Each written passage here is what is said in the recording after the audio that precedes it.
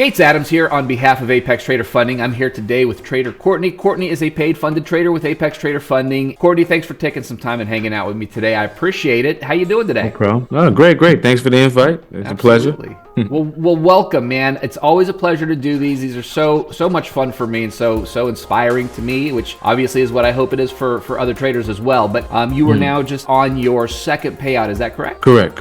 All right. So we haven't just hit that milestone, but we now have consistency behind it. Let's talk about where you are in the process. How long have you actually been trading at this point? I've been trading a little over 5 years, right? So it is some time. Took a little while for some success. You know, as all you gotta have to learn. Gotta go through the fire. I had some success with my own money, and then prop firms came around. The risk factor with trailing drawdown and stuff like that, daily drawdown is that's like a different form of trading in itself. So I had to learn that, and then Apex came around. Really like copy trade different accounts, and here we go. That's exciting. Now, of course, you talk about the fact that you've been down the other road, which is being self-funded. As you did this, look, in spite of the rules, yes, there's some things that you have to learn and do a little bit differently when you're a funded trader, but how has that dynamic changed the way you trade, or has it changed the way you trade? Absolutely. It's changed it in making me more responsible with my trade. It forces you to.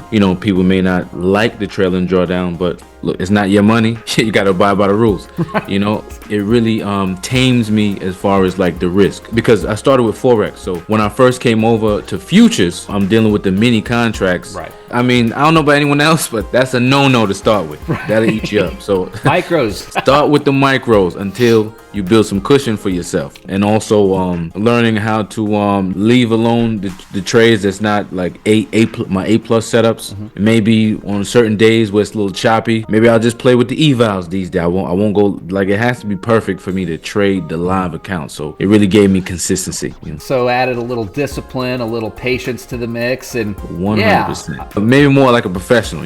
Is this a relatively new factor for you, or have you been trading this way prior to your experience just in the last couple of months that we were just talking about? Like this kind of thing is new for me. Like this level of discipline is new, because I did have success in the past. I was self-funded, and I didn't put like a large amount of money in the account. So it kind of capped me, because I wasn't comfortable putting like over $10,000 in the account, right? But now you're dealing with a 50K account. Okay, now you can leverage that, have many accounts, hundreds of thousands of dollars, and it's not your money. It's a win-win. You have access to the money to make money off of. If you lose, it's not your money that you're losing. And also, to people who are new to futures or new to trading, mess with the eval accounts. It's a much cheaper way to learn. And there's always that dynamic shift whenever you're in a different position. So if you're trading sim, there's a certain dynamic to that, which is very low pressure, zero risk, but zero upside, right? Trading live money, it's 100% risk, 100% upside. I mean, that's all on you. But what I found is that, now there's sim, then there's eval, then there's PA, and then there's live money. Each step has that incremental dynamic shift, but it softens the blow a little bit, so you can actually be making money without that full-blown getting in your own head about your savings. And, we all know that most traders lose that first deposit that they make, and it's a tough way to get started, because a lot of people don't have a second shot in it. Exactly. And it makes a lot of traders quit. Sure. They say 95% of traders are unprofitable, but probably 90 out of 100 quit before they get there. And I think that's the thing. I don't think that there's any real restriction to being successful, other than, can you keep playing the game? Right. I refer to it flippantly as a game. I know that it is a business. I know that it's much more serious than that. It's for some traders more so than others. Really and truly, it's about giving it enough time and learning how to handle the psychology of each step, like I was talking about, of the dynamics, and being able to push past some of those barriers. Now, what do you think was the biggest challenge or barrier that you had along the way? The biggest barrier was trying to get rich in a week. You mean that doesn't work?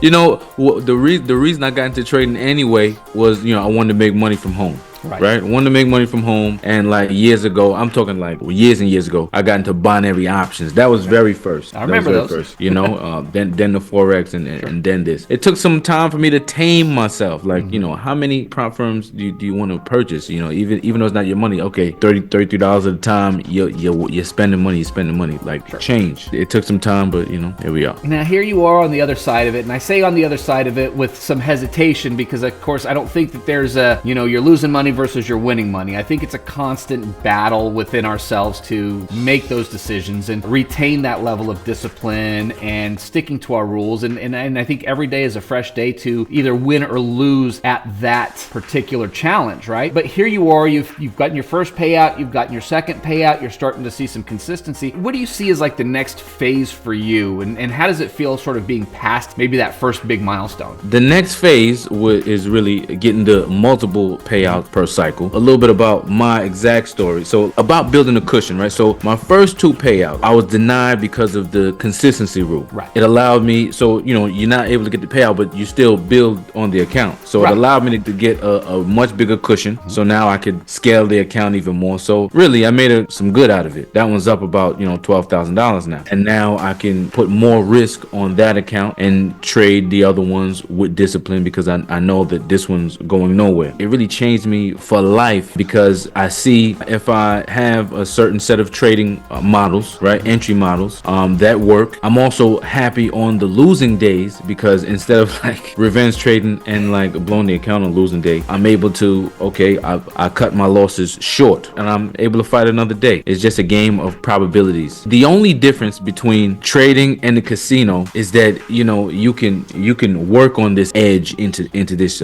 trading. So I think at the casino, the only option you have to build skill into the equation is poker. And I think that this gives much more, a much bigger win to those that are willing to put in that work and build that skill. It is absolutely a skill. It's also an art, and it takes time. It absolutely has to be cultivated and developed. And let's face it, it's not easy. But when you get there, it feels pretty dang good, doesn't it?